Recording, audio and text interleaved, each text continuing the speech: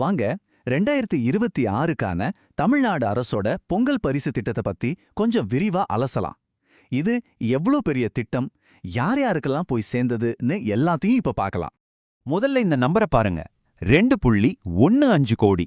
இது சும்மா ஒரு நம்பர் இல்ல. தமிழ்நாட்டுல இருக்கிற 2,15,00,000 குடும்பங்களுக்கு இந்த பொங்கல் பரிசு தொகுப்பு கிடைச்சிருக்கு. யோசிச்சு பாருங்க, இது எவ்வளவு பெரிய ஒரு விஷயம்னு. அதே மாதிரி இந்த திட்டத்துக்காக அரசாங்கம் செலவு செஞ்ச மொத்த தொகை எவ்வளோ தெரியுமா? கிட்டத்தட்ட 6,453 கோடி ரூபாய். இவ்ளோ பெரிய பணம் நேரடியா மக்களோட கைக்கு போய் சேர்ந்திருக்கு. சரி, இவ்ளோ பிரம்மாண்டமான ஒரு திட்டம் அதோட இலக்க சரியா அடைஞ்சுதா? தகுதியான எல்லாருக்கும் இது சரியா போய் சேர்ந்துதான் பார்க்கலாம் வாங்க. அரசாங்கத்தோட அதிகாரப்பூர்வ அறிக்கைப்படி தகுதியானவங்கள்ல 97% பேருக்கு இந்த திட்டம் போய் சேர்ந்திருக்கு. இது நிஜமாவே ஒரு மிகப்பெரிய வெற்றி தாங்க. இவ்ளோ பெரிய திட்டத்துல கிட்டத்தட்ட எல்லாரையும் சென்றடைஞ்சது ஒரு பெரிய சாதனை தான். ஆனா அந்த மிச்சம் இருக்கிற 3% பேரோட நிலைமை என்ன? அத பத்தி நாம அப்புறமா பார்ப்போம். அடுத்து ரொம்ப முக்கியமான கேள்வி, அந்த பரிசு பைக்குள்ள அப்படி என்னதான் இருந்துச்சு? வாங்க, என்னென்ன பொருட்கள் கொடுத்தாங்கன்னு நாமளே பார்க்கலாம். பொங்கல் பண்டிகை நல்லபடியா கொண்டாட தேவையான எல்லாமே இதுல இருந்துச்சு.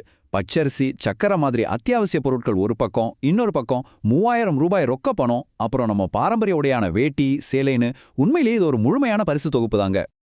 இதுல நாம கவனிக்க வேண்டிய மிக முக்கியமான ஒரு விஷயம் என்னன்னா, இந்த திட்டம் இலங்கை தமிழர் மறுவாழ்வு முகாம்கள் இருக்கிற குடும்பங்களையும் சேர்த்துக்கிட்டது தான். இது இந்த திட்டத்தோட நோக்கத்தை ரொம்ப தெளிவா காட்டுது. இவ்வளவோ பெரிய திட்டத்தை எப்படி செஞ்சாங்க? இத்தனை கோடி மக்களுக்கு இதை எப்படி கொண்டு போய் சேர்த்தாங்க? அதோட காலவரிசையை பார்த்தோன்னா நமக்கு ஒரு ஐடியா கிடைக்கும். பாருங்க, ஜனவரி 4ஆம் தேதி அறிவிப்பு வருது, 8ஆம் தேதி விநியோகம் தொடங்குது, 14ஆம் தேதிக்குள்ள, அதாவது வெறும் 10 நாள்ல இந்த மிகப்பெரிய வேலையை முடிச்சிருக்காங்க. இதுக்காக டோக்கனை முன்னாடியே வீடு வீடா கொண்டு போய் கொடுத்தது ஒரு சூப்பரான திட்டமிடல். சரி, இந்த திட்டம் 97% மக்களை போய் சேர்ந்ததுன்னு சொன்னோம். ஆனா இன்னும் ஒரு சின்ன சதவீத மக்கள் விடுபட்டு போயிருக்காங்க இல்லையா? அவங்களோட நிலைமை என்ன? ஒருவேளை உங்களுக்கு இன்னும் பரிசு தொகுப்பு கிடைக்கலையா? இப்போ நிறைய பேர் மனசுல இருக்கிற முக்கியமான கேள்வி இதுதான்.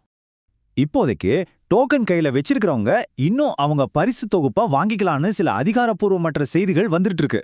ஆனா இதுல ஒரு முக்கியமான விஷயத்த நாம கவனிக்கணும்.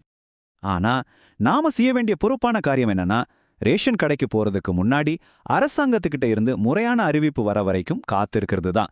அந்த அறிவிப்பு சீக்கிரமாவே வரும்னு எதிர்பார்க்கப்படுது.